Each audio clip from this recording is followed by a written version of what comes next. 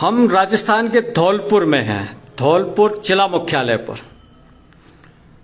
चुनावी सरगर्मियां बीजेपी की ओर से ज्यादा चलती हुई नजर आती हैं, लेकिन आपको जानकर आश्चर्य होगा कि कांग्रेस में भी ऐसे ऐसे दावेदार हैं जिन्होंने जनसंपर्क शुरू कर दिया। आपकी स्क्रीन पर सीधे लाइव जुड़ी हुई हैं शिवानी शर्मा, जो धौलपुर से कांग्रेस की दावेदार के रूप में उभर रही हैं और जिन्होंने अपना जनसंपर्क शुरू कर दिया है। इनसे चर्चा करते हैं क्या है इनकी भविष्य की योजना। बताएं मैडम। मैं शालिनी शर्मा, धौलपुर विधानसभा क्षेत्र से।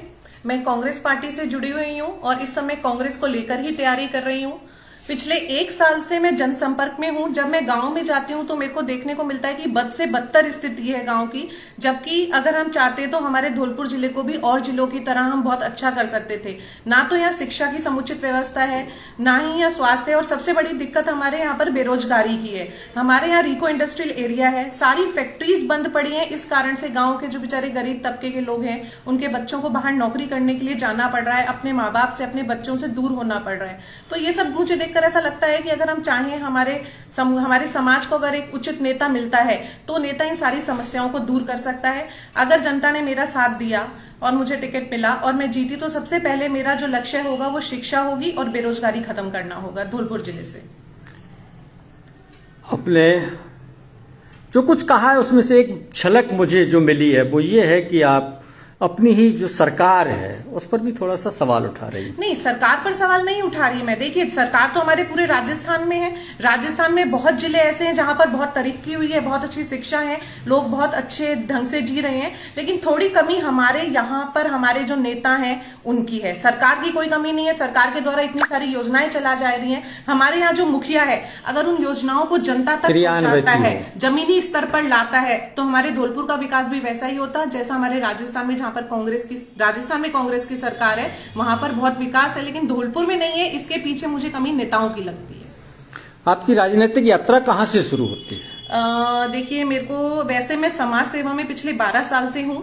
मेरा वैसे कोई मन नहीं था राजनीति में आने का, लेकिन जब मैंने समस्याएं देखी तो मुझे लगा कि यहाँ पर एक उचित प्रतिनिधित्व करने वाला इंसान होना चाहिए, और मुझे लगता है कि महिला ज्यादा अच्छा प्रतिनिधित्व कर सकती है। तो पिछले 2.5-3 साल से मुझे लगा कि मुझे राजनीति में आना है। अब मैं धौलपुर में रह रही हूँ तो धौलपुर मेरा परिवार है, एक अस्पताल हम चला रहे हैं। यहाँ जो बच्चे आते हैं, जब वो मुझे अपने बच्चे लगते हैं, वैसे ही जब मैं बाहर निकल रही हूँ गाँव में, तो गाँव में रहने वाले हर बूढ़े पिताजी, माताजी, मुझे ऐसा लगता है कि मेरे ही माँ बाप हैं। जब मैं उनका दुख देखती हूँ तो मतलब मेरा हृदय से कांपता है कि यार ये इस परिस्थिति में कैसे रह सकते हैं। तो मुझे वहां से मोटिवेशन मिला कि मुझे राजनीति में आना है, और धौलपुर मेरा परिवार समाज है, के लिए कुछ करना है। मुझे इनके लिए सर्व समाज के लिए करना है, क्योंकि जैसे मेरे बच्चे हैं सर, वैसे ही उनके बच्चे हैं। उन्हें क्यों नहीं शिक्षा मिल रही? उनको भी हक है शिक्षा पाकर आगे बढ़ने का। हर इंसान को हक है अपने माँ बाप के करीब रहकर रोजगार कमाने का। रोजगार कमाने के लिए उन्हें बाहर जाना पड़ रहा है, ऐसा क्यों? सरकार में कोई कमी नहीं है, कांग्रेस सरकार बहुत अच्छे काम कर रही है। आप देखिए, राहुल गांधी जी भारत जोड़ो यात्रा कर रहे हैं, इतना पैदल चल रहे हैं, और ये सब जमीनी स्तर पर हो रहा है। ऐसा नहीं कि वो गाड़ी में बैठ गए, उनके जो ये अपने आप में एक ऐतिहासिक रैली है, और मुझे लगता है इसके परिणाम बहुत ही अच्छे निकले आने वाले दिनों में। तो काम होते हैं पॉलिटिक्स में, एक होता है जनता के बीच में, जो आप जाना आपने शुरू कर दिया। दूसरा होता है पार्टी में अप्रोच करना। पार्टी में आपने सिंबल के लिए कहां तक अप्रोच किया? हालांकि अभी समय है, अभी बहुत समय है। देखिए, सबसे पहले मुझे ऐसा लगता है कि आप सिंबल के लिए आप बड़े बड़े लोगों को अप्रोच भी कर लो, लेकिन अगर जनता नहीं चाहती कि आप उसका मुखिया बने तो वहां पर अप्रोच करना भी सर सबसे ज्यादा खराब। कोई मायने नहीं रखता, कोई मायने नहीं है। जब अगर आप जनता के दिल पर राज करेंगे तो जनता अपने आप आवाज उठाएगी कि मुझे शालिनी शर्मा चाहिए। तो फिर वो चाहे कांग्रेस सरकार हो या कोई भी सरकार हो, जब उन्हें उम्मीदवार दिखेगा कि जनता इसको चाह रही है तो वो अपने आप हमारे तक अप्रोच करेंगे।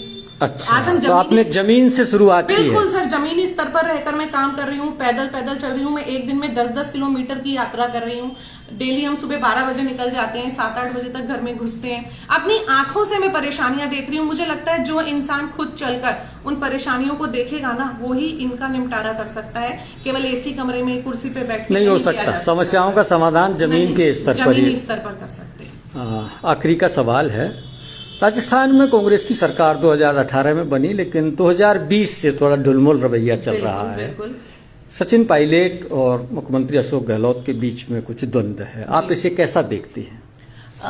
देखिए, द्वंद हर जगह होता है, बीजेपी में भी होगा, सब जगह बसपा है। में भी होगा। कई जगह ये द्वंद उजागर हो जाता है, कई जगह उजागर अंदर अंदर नहीं चलता हो रहता। पाता। तो मुझे ऐसा लगता है कि इस द्वंद को उजागर किया भी जा रहा है दूसरी पार्टियों के द्वारा। जहां तक सचिन पायलट जी और अशोक गहलोत जी हैं, अशोक गहलोत जी काफी सीनियर हैं, अगर वो कोई सीनियर पोस्ट पे जाते हैं तो बहुत अच्छी बात होगी।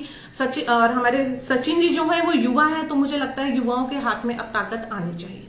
आपको लगता है कि या लोगों के बीच में चर्चा है कि भारत जोड़ो यात्रा जिस दिन राजस्थान में प्रवेश करेगी उस दिन यहाँ सत्ता का बदलाव हो सकता है? बिल्कुल होगा सर, और हम भी यात्रा में पूरा समर्थन देंगे। हम भी धौलपुर में एक बहुत बड़ी रैली का आयोजन करने वाले हैं, तो धौलपुर की भी काया बदलेगी। और कोई विशेष बात जो धौलपुर के मतदाताओं से आप कहना चाहें? मेरा केवल एक ही आग्रह है धौलपुर के मतदाताओं से कि अब बदलाव चाहिए, आप जागरूक हो जाइए, आपको अपने अधिकारों का ज्ञान होना चाहिए। विधायक आप बना रहे हैं, आपसे विधायक है, अगर आप चाहें तो विधायक से अपने हर काम करवा सकते हैं, क्योंकि आप ही मत देकर जनता की जागरूकता कुर्सी पर बैठाते हैं। ये जनता का ही बल है जिसके कारण एक नाम के आगे लगता है विधायक। तो मुझे ऐसा लगता है सर, विधायक बनकर अगर आपने जनता की सेवा नहीं की तो आपका विधायक बनने से कोई लेना देना नहीं होना चाहिए। उज्जवल भविष्य की शुभकामनाओं के साथ बहुत बहुत धन्यवाद, आपने इस बातचीत के लिए समय निकाला। धन्यवाद सर।